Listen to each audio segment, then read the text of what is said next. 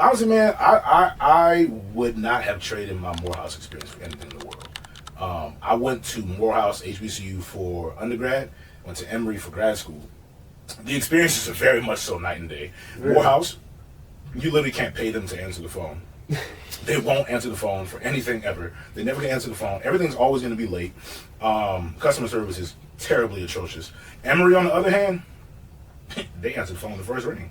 When I applied, I picked up the phone. I called, and they answered, and I was actually surprised. I didn't think I would get this far. I don't know what I'm supposed to say.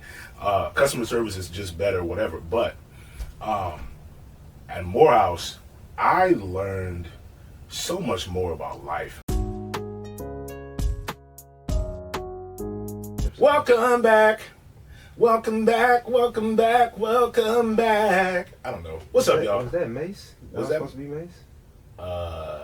Mace did a version of that, but that was I don't know who did the original. But Mace did a version of that when he retired. Show. What are you doing? Okay, my bad. We back. What's up, y'all? What's going on? Welcome back to another episode of Afronomics. As you see, we don't have a guest today. Why?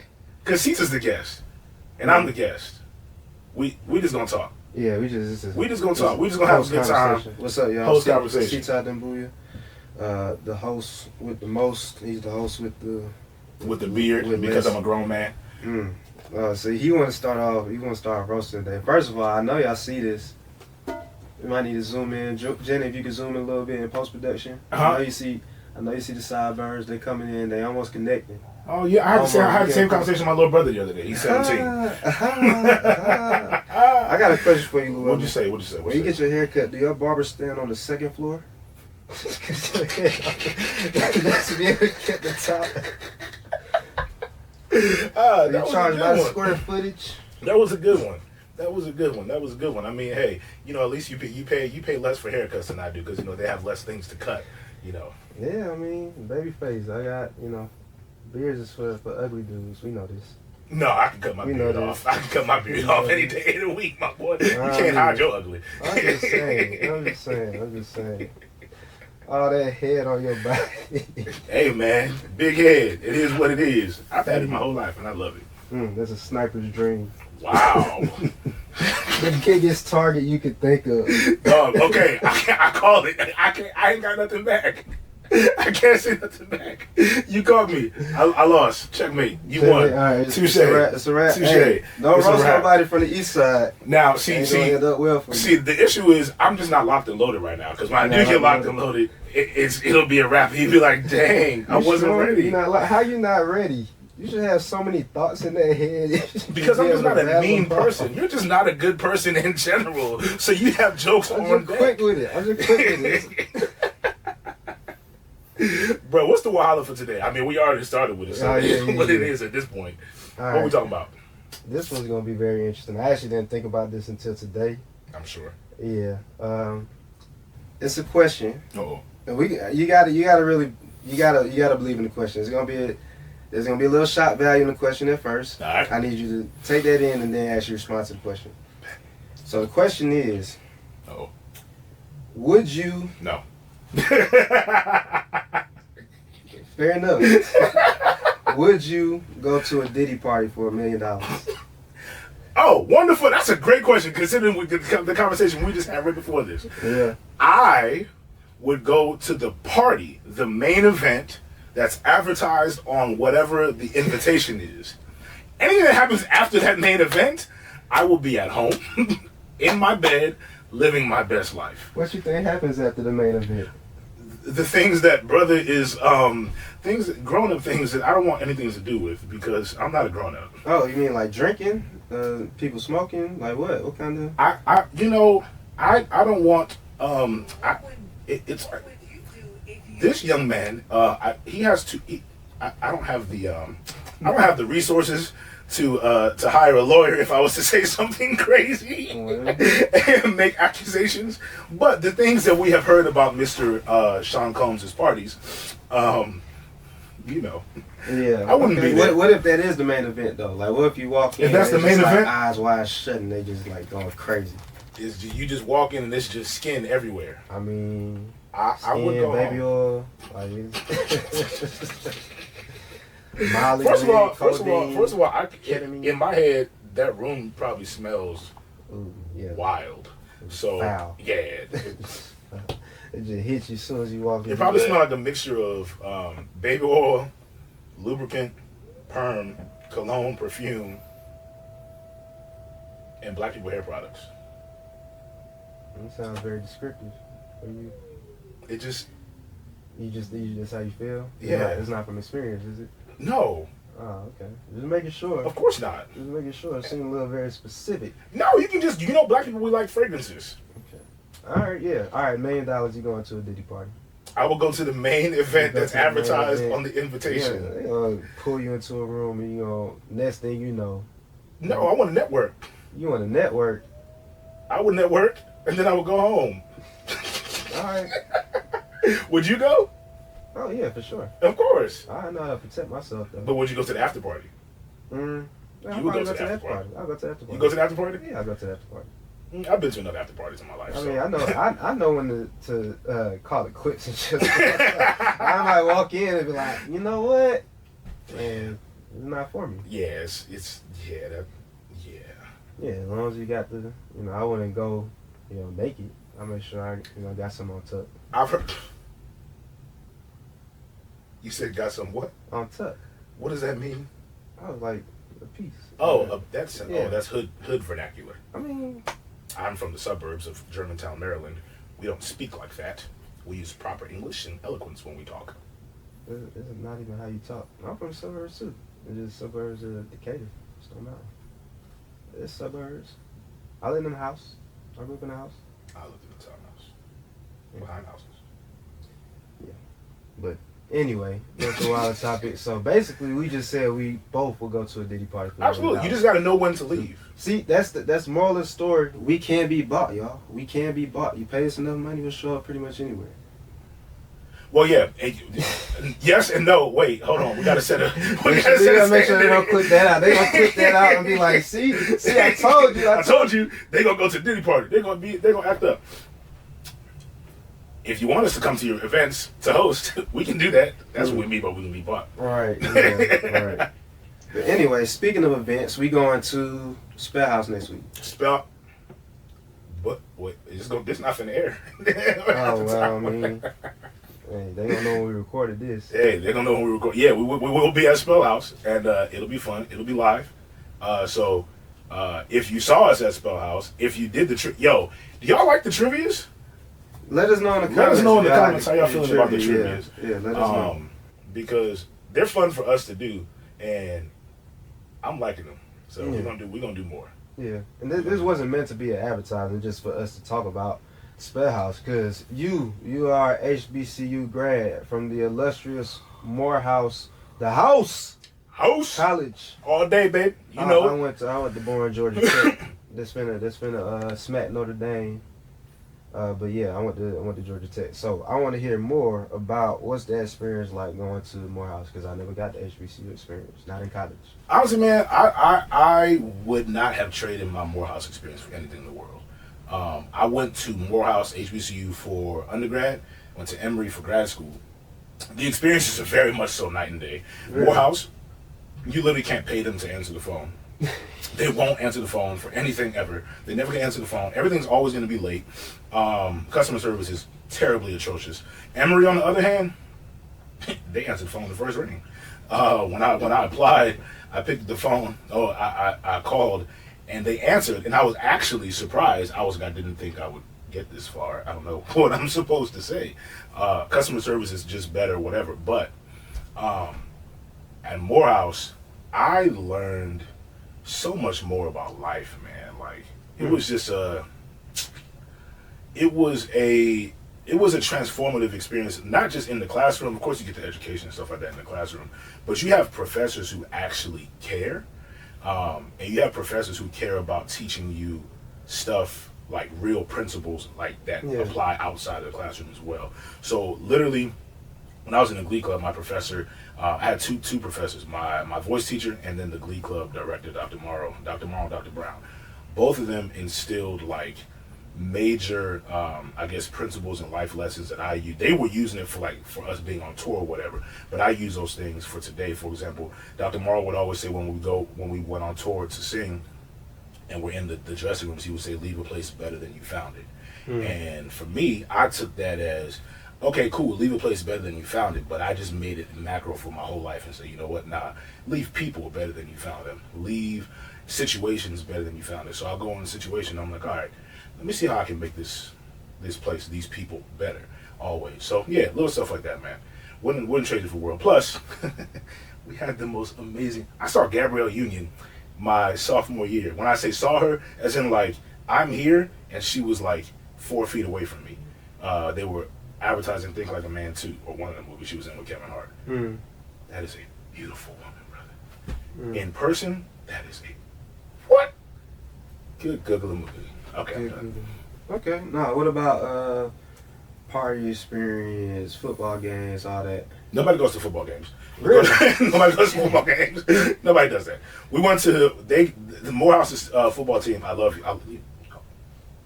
They're bad. Everybody knows they're bad. They went to the playoffs one time when I was there. We had a pep rally for them. It was dope. Dr. Franklin, who was the president at the time, we all supported them. It was dope. Basketball team is usually they're better. So people go there to those games a little bit more. I sang the national anthem at a few of the games. It was fun. But nobody really goes to the football games. We go to homecoming games for the band, and tailgate is always packed. And parties, I wasn't much of a party guy, but I did go to parties because my friends, more I was making bougie.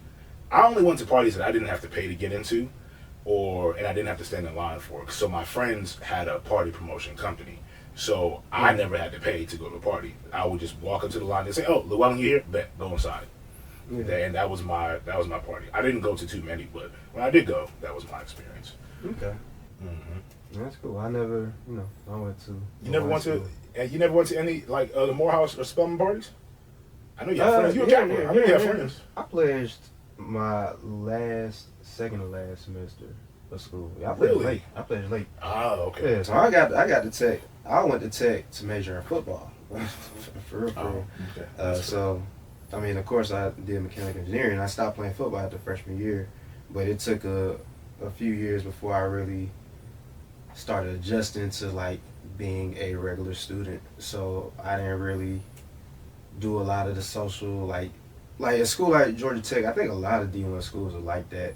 You have like the athletes to kind of just hang out together for the most part. So most of my friends, like freshman year, even up until like junior year, were like athletes, mostly football players. Even like the girls that I hung out with volleyball, tennis, like softball. This is your world. Yeah. You just hang out mostly with other athletes.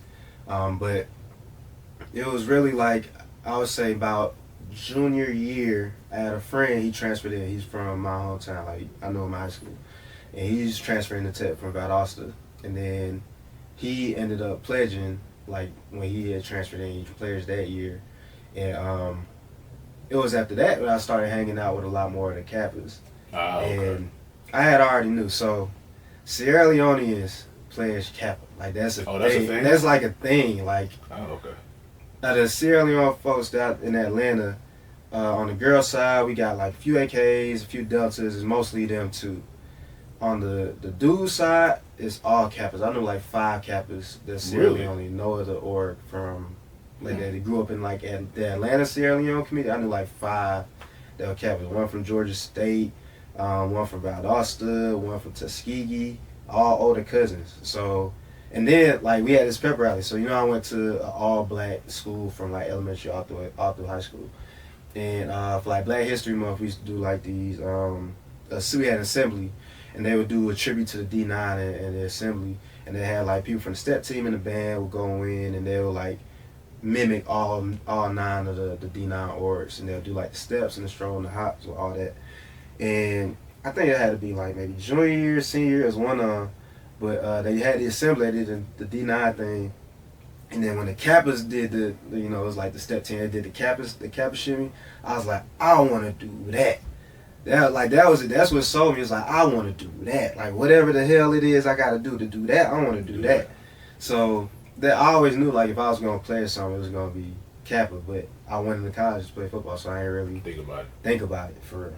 Yeah. That's interesting. My first introduction to my family, we didn't do Greek life and stuff like that too much. My first introduction to Greek life and pledging was watching TV, and I think it was an episode of Sister Sister, and they had the Kappas on there. It was like the college. Do you remember the TV show? Yeah, I remember. So they had the college years, and their boyfriends were pledging, and they had it was above ground pledging, and they had the Kappas on there. But I don't think they said they were the Kappas, but they were. I grew up and realized later on that they were the Kappas, and they had the canes, and I was like, yo, they look so cool, because I just was with the canes, and I was like this. So all through high school, I had no idea what I was doing.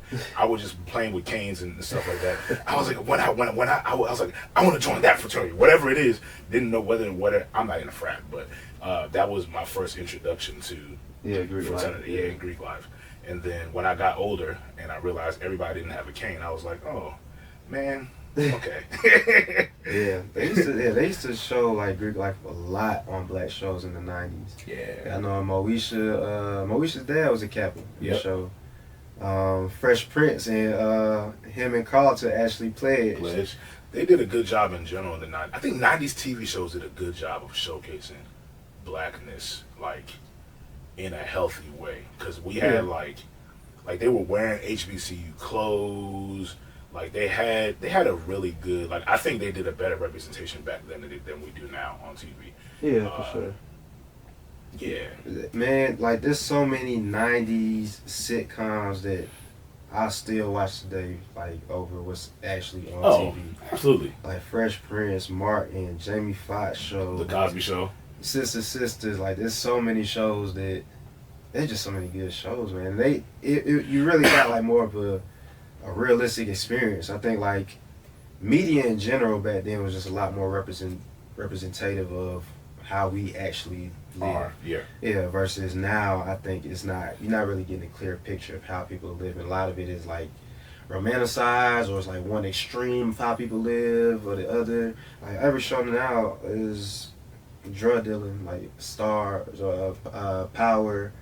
Power's a good show, but you're right. BMF. What's that other show where Franklin's saying? Snowfall. Snowfall. Yeah, it's like, I hated how Snowfall. I loved it, but I loved how it ended, but I hated how it ended. It couldn't have ended any other way. I just hated how it ended. Really? Did you see the whole thing? I never watched the show. Oh yeah, that was a good show, bro. That was a good show. I bet it was. Really, if you watch it all the way through, like you will hate, because it's not a happy ending at all. But it's an ending that, like, it literally had. Do you ever plan on watching it? It made sense. Maybe. It took me forever to watch The Wire, but I ended up watching it. Seen The Wire. I watched it. I still haven't. I'm like on season 5, halfway through. It's on HBO, right? Yeah, it's on HBO. Dog, like Saint, you see his entire, like, this kid went from. Man, don't spoil it now. Even if it's for me or somebody that might be watching. If you ain't seen it by now, it's your fault. But I won't spoil it. But it's a really well written, well put together show like that. Okay. Yeah, I was gonna say something, but I forgot. We were talking about the 90s. Yeah, 90s shows, sitcoms. Can't remember. Lost it. I lost it. It's gone forever. It's gone forever. Is it gone forever? I think it's gone forever. We're having a senior moment. I'm not that old. You're not? What you consider old? What's the cutoff? At this point, honestly, to me, old is like 80. Yeah. When I hit 80, I'll be like, all right, God. Like our presidential candidates. Well, one now. Dog. I saw something last night. They were going in on this dude. Because apparently he's becoming more just as senile as Biden.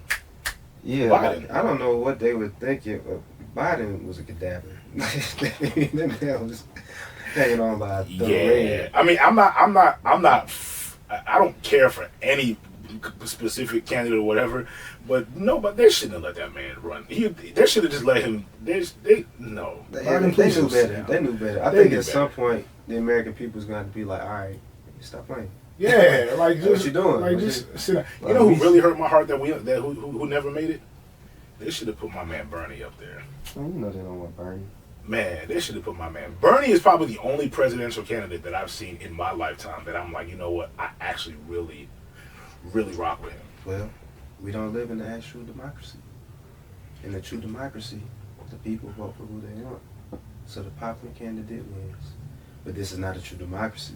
At best, this is a tweedism society. Speak your truth, brother. Say more. Boss Tweed is a political figure way back in the U.S. Basically, he's like, the people can vote for whoever they want as long as you let me pick the candidates. So, you can really, I didn't know that. Yeah. So basically, if you want to run for president in America, actually make it on a major party's ticket, you have to either be rich or be in alignment with the rich and the elite. So, like, you can't just be a regular person and run for president. The rich people essentially pick who runs for president, and then everybody votes on those selections, but they're already pre-selected to have people that they want, in a sense. That's something I've pretty much known. Anybody who's paying attention can see that. Yeah. Because if it was true that anybody can make it, then you would have the average Joe randomly pop up at some point in time to be able to do such a thing. Yeah, but then you have people like Bernie Sanders that are actual legitimate political candidates, but because they don't have the backing of certain people that are higher up, they're not going to let them slip through the cracks and make it onto the party's ticket. Yep. And so I'm thinking about how this affects African politics as well. Because in Africa, or I'll say Liberia, we have not had a very successful history in the more recent years of having great leaders. We have some good leaders now, and I'm hoping that they do well. There's one in particular, I won't say his name because he's family, who is doing very well, and I just want to protect him or whatever. But he's doing very well, and hopefully he will be president at some point in time. But there's not. I think the beautiful thing that we have in Africa, I'll say Liberia, is there aren't those powers that be trying to choose the people behind the scenes. It actually is more so in the people's hands. That's dangerous, considering the fact that the people who are voting are not very educated in their vote and what they're doing, and so they can be easily bought. So it's like one of those things where, like, it's kind of like, you know how people say some people are on Thanos' side and they're like, well, I see the villain's point or whatever. I'm not saying I would agree with fixing elections and choosing people in that way. I think that people should be able to choose it. But I think, and this is something that kind of goes back to kind of the work I do with leadership too, we got to teach people how to choose good leaders.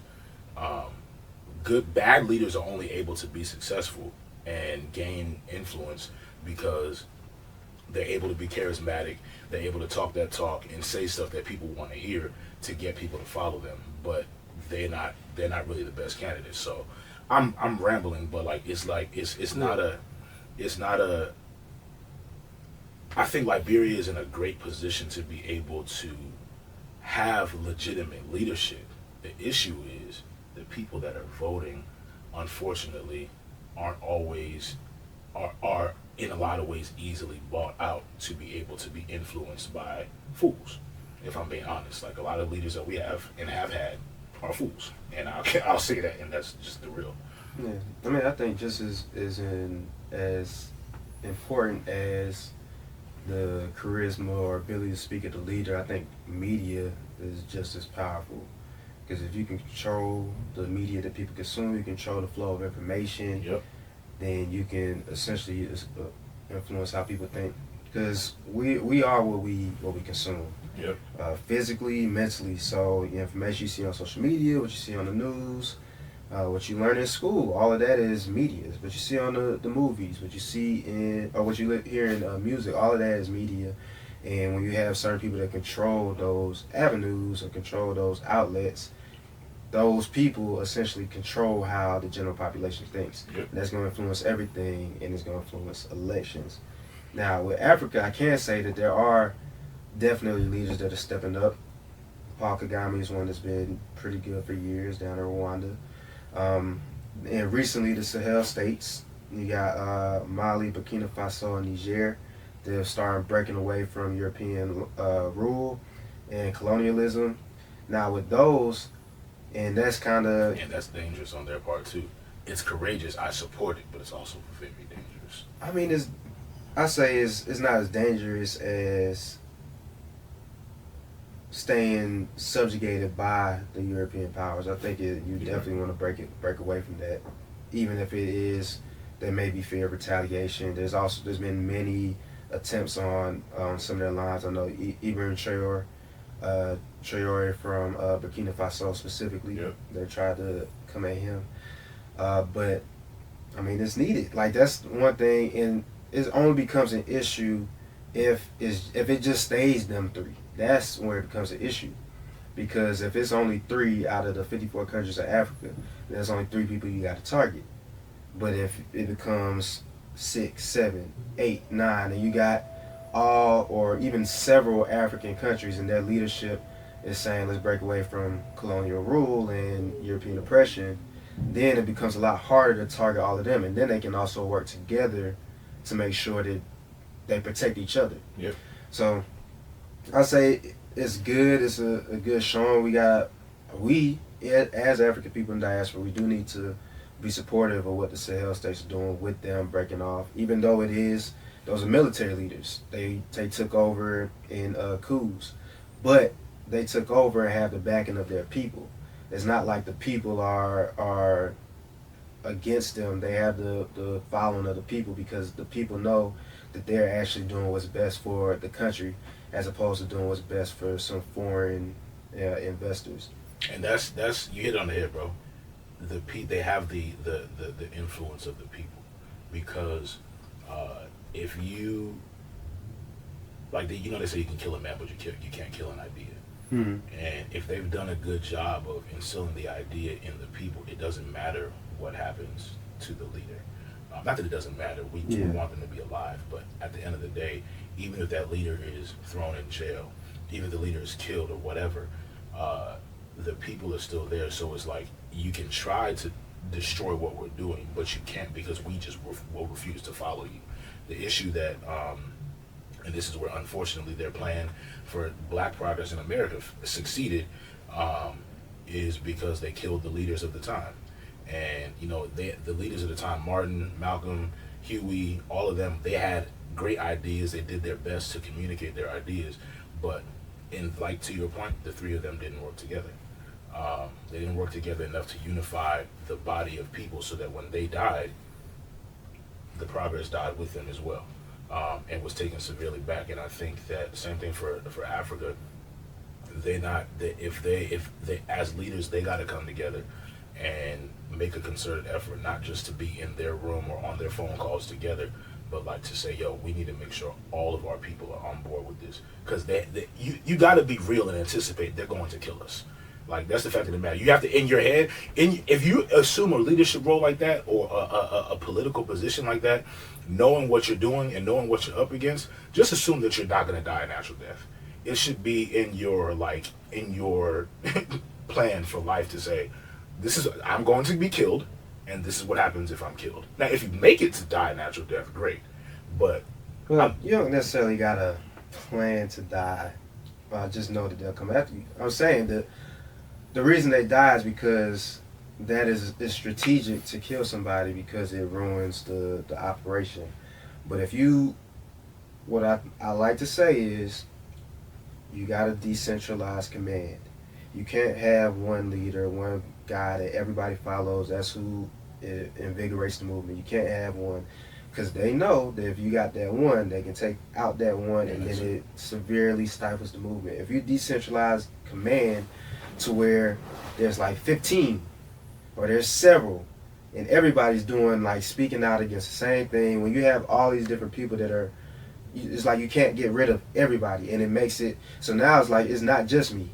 Even if they still try to kill people, there's a 1 in 20 chance that it's going to be me, because there's 19 other people that are spitting the same thing. Yep. And have just as much buy-in from the people. It's you can't just be the country. Yeah. What is that from? G.I. Joe? From Captain America. Captain America? Yeah, that's... He cut off one head, 3 more were on his place or something like that. Yeah, something like that. Decentralized command. And my brother told me his thing is bury the man, continue to plan. Like a lot of times, the movement dies along with the person that started it. Yep. So you can't have like just one particular leader. I think, and I would never want to be. And you'll hear me say this often. I don't want to be that guy. I ain't gonna stand up. I ain't gonna be on the we Never. need to do this. I mean, I make my observations and I speak on it, but I ain't trying to be the front runner for anything. I facilitate. I help here and there, but my goal is to get as many people talking about the same thing and taking the same actions, so that everybody's doing it. I don't want the spotlight. I don't want the attention. I don't want to be that guy. I want to live very selfishly. What's funny is we both are the same way, but yet we're both in the spotlight that we have created for ourselves to be able to voice our thoughts. But it's the same thing. Like I have no real desire to be like that guy for multiple reasons. But I also know what I bring to the table as far as like having that conversation and being able to articulate those ideas and whatever else. But even with that, like you said, a good leader still has to be able to say, like, look, I am good at communicating this and the people like me, but because if you know that, if for a bigger movement, you have to make a concerted effort to say, no, I'm not going to talk today, let somebody else do it. Because they can't be attached to just one person. Like I saw this one church here in the Atlanta area. It's a mega church, big church. They have like 8 locations. And usually a church like that, you would be able to point directly to who the senior pastor is, and you know who that person is, and that person is like revered or whatever. At this church, that's not the case. Like everybody, like the members know who the senior pastor is, but the general public does not know who the senior pastor is. Each campus has their own pastor, and the focus is on God and development or whatever else, and not that one specific leader. I think they did a really good job of making sure that the head of that church is not the person that everybody follows. Because when that person leaves, it's a wrap. All right. The people sent in topics. You got your phone? Yeah. I thought you was pulling the top. I'm pulling up topics from my personal and the all right, let me see. I got quite a few in my personal too. All right, so the people have spoken and decided they have some ideas. So we're gonna read from the ideas that y'all sent in. Viewer's choice. Viewer's choice. I need an echo. Ladies first. Oh, ladies first. That was Can I get to the yams? Sweet yams. Show me the way. This is why we can't have nice things. This is exactly why we can't have nice things. It's taking you forever to pull up these questions. Bro, I got it right here. What you mean? All right, what is? All right. So we got some topics. Let me see. We got that's not the topic. We got nope, that's not one either. My bad. Tripping. Yeah, he is tripping. Wow, that's disrespectful. All right, so we got one. Pros and cons of social media. How it can be used to benefit the continent without being exploitative. Want to talk about that? Yes. We could call it and then say pass or talk about it. Yeah, I'll talk about it. Pros and cons of social media. The cons of social media, we can start there because there are a lot of them. I mean, social media got you comparing yourself to other people. Social media makes it a lot harder to be satisfied with your life because you got a whole bunch of people putting their highlight reel up of life. They don't ever show you the negatives or some of the downsides of what's real. Everything is just like trying to flash, show as much off. Trying to flash and trying to flex. How good my life is. And then the problem is, because as we were just talking about, happiness is personal. Happiness is something that you got to decide for yourself what you want. And I think social media got people looking at other people, seeing them happy, and then thinking that because they're happy, I need to have what they have so that I can be happy too. And people end up buying Tesla trucks that they don't want because of the status and everything. So that's the biggest con of social media. The biggest pro of social media is kind of going back to that decentralizing command, you remove gatekeepers when you have social media. If I can create a platform for myself and a channel for myself and put myself out there and my brand and my thoughts and my opinions, I don't need to go through somebody else that has the audience. Back before social media was a thing, if you wanted to be an actor, you had to go through like an actual film studio or somebody that Agency had and a stuff like that. following, yeah, and then try and get into one of their films. Now, if you got an iPhone or any type of smartphone, you can record your own films, record your own skits, and then put that on social media, build a brand, build a following. Same with music. You can put your music on social media, on TikTok, Instagram, stuff like SoundCloud, and you can build your own following organically as opposed to having to go through an established organization. As it works with the continent, it allows for the communication globally. People, you can see videos of people from South Africa doing dances or making music or just talking about what it's like to live in South Africa. So we should leverage that in a sense of just being able to facilitate conversation, be able to tell our own stories the same way we're doing now, just being able to tell our own stories through social media and then use it to connect with people. And then I think when people really start seeing, which we're starting to see now, just all the opportunities that there are in Africa, then it becomes more natural to just start taking advantage of those opportunities. There's so many of us that we're in the U.S. when we go to vacation, we want to go to Bahamas, we want to go to Europe, Turks and Caicos, Bali. But I think a lot of people now are like, let's go to Ghana, let's go to South Africa, let's go to Lagos. I think a big part of that is social media and then the rise of Afrobeats and all that. So that's my little I agree intro. 100%. I think even to your point about the highlight reels and stuff like that of people's lives, I've read somewhere and in my own observations, I think it's kind of true. The people who appear to be happiest on social media are usually the opposite. Like even there was like a study that was done. I'm one of those people who's randomly calling out a random study that has no, I can't cite, but I'm gonna cite it anyway because I'm sure they say that even couples that like post constantly about each other on social media, that's a red flag. They're not like the happiest couples are typically like not all mushy in love on social media. It's like sometimes it looks like are you even married type of vibe. And so I think it's real to say, you know, if your social media highlights shows only the highlight reels, and it's very toxic. That's part of the reason why I don't even like social media like that. And when I do try to get on there, I try to let people know like, yo, like I'm just being myself. I'm being authentic. I'm not here to try to impress y'all and show y'all good camera angles and get the good lighting. I mean, I know how to do all that and it's fun. I'm not gonna lie. That one. Hey, bro, do me a favor. Do this real quick. Can you do this? Can you do this? Can you do this? What does it feel like when you do this? Okay, bet. Don't get me started. What'd you say? Now. Don't get me started. Don't get me started. What is it? Oh, have you ever felt the wind in your? Okay. Anyway, when? Okay, bet. Boy, you shut your long head ass. Go ahead. You mad? You mad? Boy, your head longer than a Monday. You want to come at me? Hey, listen. Head longer than a night in jail. You want to come at me? Boy, your head longer than the YSL trial. I thought about it, man. I had to get you back, bro. I had to get you back. All right? I got more. It's coming. I'm locked and loaded now. It's coming out. Yeah. But nah, now we have the opportunity, as far as the continent goes, to tell our own stories. Mm-hmm. That's why people like Africa now. Because if you think about it, we talk about all the time how, you know, we used to get made fun of or whatever, but that was because back in the day, it wasn't us showing our own place. It was other people. Now, like you said, Afrobeats, Burna Boy's out. How you pronounce this boy? Davido? I don't know. Davido, him. Sure, let's go with that.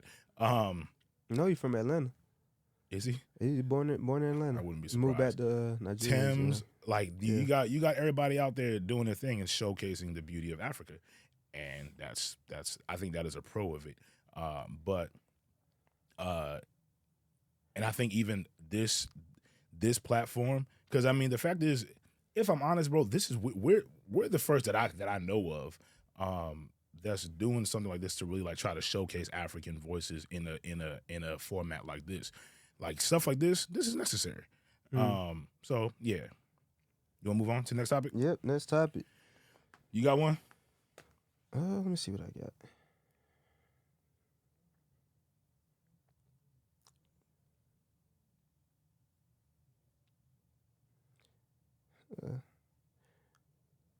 We could talk about. Well, we kind of did talk about this earlier, in a sense, but old school R&B versus modern R&B. Now let's you go first because you got more of the old school experience. Man. Oh man. Okay, so I'm gonna say this. I come from so I sing. I come from an era where we judge good singers based on, or at least I do, and the people that I was around. You got to be able to give them a microphone, a stage, and a spotlight, and nothing else, and let them clear the room that way. Singers that are out now, they need a microphone, a stage, some auto tune, some this and some that. Nah, you get my man Luther on stage, he gonna say, "A chair is still a chair." Instantly, boom, puddles all over the auditorium. Do one more time for the people. One more time for the people. Llewellyn Vandross is still a chair. A chair, still a chair. Or you put Whitney behind the microphone, you put Brandy behind the microphone, Sam Cooke behind the microphone, Donny Hathaway behind the microphone. All these people, they just need a mic and a moment. That's it. You can do that with her. She did give her piano and a little spotlight, and she gonna vibe. All these other folks, they need too much. They need too much. R&B now, to me, is money. It's like, let me just put some stuff out that people gonna vibe with. Back then, it was nah. It was art. It's art, and we gonna make y'all fall in love. We gonna sing for real. We gonna make y'all hate each other. We gonna make y'all cheat on each other. Because they were all cheating on each other. The music they were promoting. Everybody promoted cheating. Tyrese, if you listen to Tyrese, what's the song lately? Is it Sweet Lady?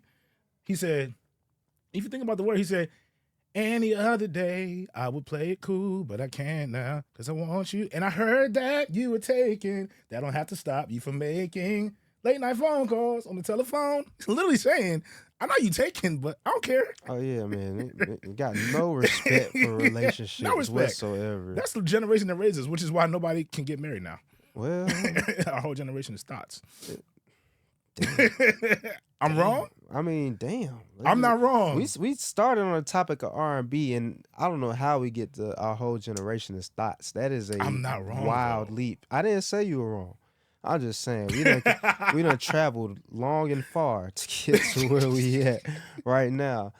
But it's cool. Yeah, I mean the industry is definitely more commercialized, and the music industry in general has been shifted from what we used to get versus what we get now. And I don't know, man, it changes so fast. It's kind of going back to social media. There's fewer gatekeepers, so you just got people popping up. And then I think social media, the other bad part of social media is like, I think attention spans are low. Everybody's going for shock value and who can be the most outrageous. Facts. And music is not safe from that. So then you just got people that's like promoting vulgarity and toxicity. Toxicity is popular. Toxicity is like it's a thing. That's not even a people like it. People want it. Even like relationships and music and people like toxicity. I think it's really people because like they're trying to get away from the drama of their own lives. And you see somebody else's stuff is crazier than theirs. Yeah, and it's crazy. You would think that people would want to run to peace rather than to foolishness. Because then it just reminds you how disorderly your own life is when you see that makes sense. True peace and tranquility. So you need something that you can compare it to that is a lot more chaotic. At least I'm not like that. It's like, yeah. Dang. I mean, I may treat my girl like boo boo, but I ain't Future. I don't beat her. You know, like I ain't doing XYZ. Like that's crazy. Yeah, people love having something toxic to look at so they can separate themselves. You're not wrong. I was gonna say, So since I did talk a whole bunch of trash about R&B singers nowadays, I do want to give some names that I think people should listen to. Joseph Solomon, he's good. None of these names people will know, but they're also like they have a high following on like the internet. Jack Ross, who else? Jacob Banks. He was on. They featured him on Power a lot. Who else? People that can like really. I already said her. Her is the only like actually out artist right now who's like dope. The You only don't like Ari Lennox? I've what I have heard of her. I don't know if she can do, like I said, for my standard, for give me a microphone in a moment. Man, I don't know. I can't. Like Adele. Adele is a microphone in a moment. That's literally all she does. If you ever watch Adele perform, she has a microphone and a moment, and that's it. She don't do extra stuff. Usher can do that too, but he just is Usher, so he's gonna do all the extra stuff because he's Usher. But yeah, that's it. Those are my people. It's like 5. But actually famous right now, her is the only one. Yeah. She's the only one that got it. Okay. All right, next topic. How to bridge the gap. We talk about this all the time. How to bridge the gap between African and African Americans. We talk about that all the time. Yeah. What's next? All right, so this is one. Mental health. I'm just gonna read the whole message so we can try to figure out what's being talked about. Topic conversation. So mental health always, but being in the lives of people still actively in their trauma, wounds that were never healed by our parents who did the best they could, but still unable to guide us in life because they only know what they know. Generational trauma and what is the hope for the next generation? What does doing the work look like, and what are the barriers that mitigate that from being successful? That's deep. That was a question. What was the? I guess these were options and topics. Oh, it's multiple. Okay. Yeah. Basically, mental health, is basically a topic of mental health and getting over it and dealing with that and doing the work on yourself. Yeah. Well, speak on that, man. There's a lot of things. Are you in therapy? Do you have a therapist? No. Oh, okay. No. I actually been looking into it, but I haven't gotten into it. But as far as like dealing with that, therapy is definitely an option that I think more people should look at because, of course, you have a doctor for your physical health. You would definitely want one for your mental health. As far as like outside of therapy, some of the stuff that I've done, one, meditation. I don't think a lot of people do that enough. Meditation should be a daily practice. You need to be able to be at peace with yourself, be able to sit still, be able to control your breathing, and be able to connect your physical, physiological with your mental, get you into a better mental state. You need to do that on a daily basis. A lot of times the world around you is chaotic. And then especially in today's time, like I was mentioning earlier, we're overstimulated between social media, between the music, between everything. We see all these different distractions everywhere. Everything is vying for your attention. You need to be able to be okay with being still, being at peace, and not having any type of stimulation. Yeah. And that's going to really have a big impact on just how you perceive things. 2, journal. Like, reflect on your day. Like, so many things happen in a day that we don't ever take the time to really look back on. Like, how did this make me feel? Yeah. What did I think of this experience? And I think when you don't do that, you just miss out on the growth that you can get from just looking back and sitting back and analyzing and just thinking, reflecting on what happened. And it's not, it don't even got to be about just what happened during the day, but stuff that happened like years ago. If you don't really take the time to process how you felt about an event, especially if it was one that was traumatic, then you're never really going to ever be able to heal from it because there's going to be so many questions. The beauty of journaling and getting your thoughts down out of your on paper is because you get it out of your psyche. It's not stuck in your head. Once you get it out, it feels like you don't let a weight off. Like you don't really gotta just sit with that. Yeah. And then talk to people, man. You gotta have some tribes, some folks that you can reach out to and be able to just tell them certain things and just have trust in them, confide in them, and just not hold on to all that alone. I think when you try to keep everything bottled up, the pressure just builds on itself. It don't go away. You can't just slide it under the rug and think it's gonna dissipate into nothingness. It's just gonna fester. It's gonna grow, and then eventually it's gonna come to a head, and there's gonna be so much pressure that you end up exploding in a way that becomes very dangerous for you and the people around you. So you got to be able to get some stuff off of your chest. Have a therapist, have friends. You want both. You don't want to just dump everything onto your friend or your girlfriend or your homie. You can't just dump everything onto them all the time. So it's good to have a professional.